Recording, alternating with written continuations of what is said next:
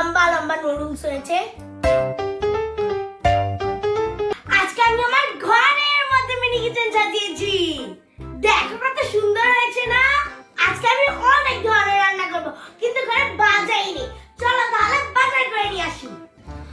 আল্লাহ, ছাদে দেখি বৃষ্টি পড়ছে।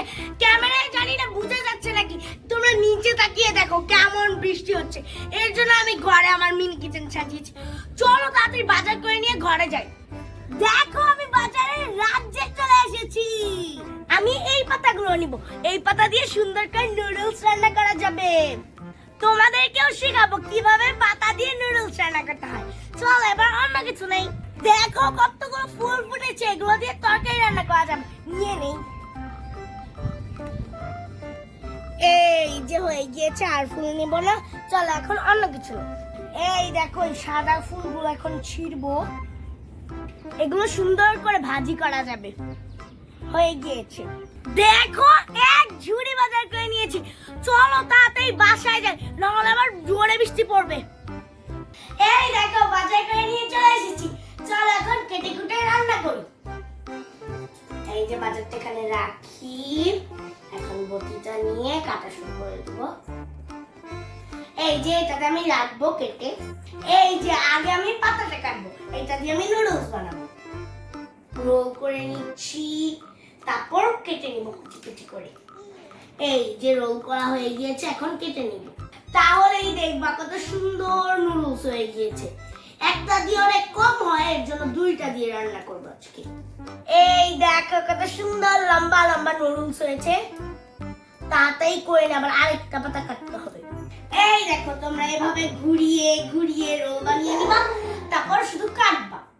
হ্যাঁ, আমার আরেকটা রোল করা হয়ে গিয়েছে। এখন আমি আবার কেটে নেব সুন্দর করে। এই দেখো আমার নুডলস কাটা শেষ। চল এখন নুডলসটা আমি বসিয়ে দেব। এই যে আমার চুলাটা, এখন চুলার উপর কড়াইটা বসিয়ে দিব। তেল দিয়ে দিয়েছি, এখন একটু নাড়াচাড়া করতে হবে। এই তো তেলটা গরম হয়ে গিয়েছে, এখন আমি নুডলস গুলো দিয়ে দিব। দেখো আমি এক কড়াই নুডলস রান্না করছি, এতগুলো খাবো কিভাবে আমি? তোমরা কোনোদিন খেয়েছো পাতার নুডলস? আজকে তোমাদেরকেও খাবো, সাথে আমিও খাবো। এই যে আমার নুডলস রান্না করা শেষ। দেখো কালারটা কত সুন্দর হয়েছে। চলো একটু টেস্ট করে দেখি। এই যে পিঙ্ক প্লেটটায় খাবো। এখন আমি বেড়ে নিই। তোমরা আগে খেয়ে দেখো তো কেমন হয়েছে। এই না, তোমরা একটু খেয়ে দেখো। আচ্ছা আমি জানি মজা হয়েছে, এবার আমি একটু খেয়ে দেখি। আসলে অনেক মজা হয়েছে। চলো এবার আমরা পাস্তা রান্না করবো। এই দেখো আমার পাস্তার পাতা আর ফুল, এগুলো দিয়ে আমি এখন পাস্তা রান্না করবো। কেটেই সুন্দর লাগবে।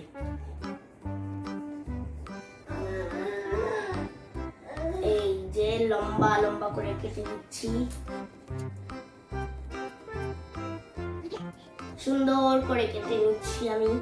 ইয়াম্মি ইয়াম্মি পাস্তা রান্না করব আজকে। আজকে আমি রান্না করব সসি পাস্তা। এই যে এই ছোট ফুলগুলো দিব, আবার বড় ফুলগুলো দিব। চলো এই ছোট ফুলগুলো আগে কেটে নিই।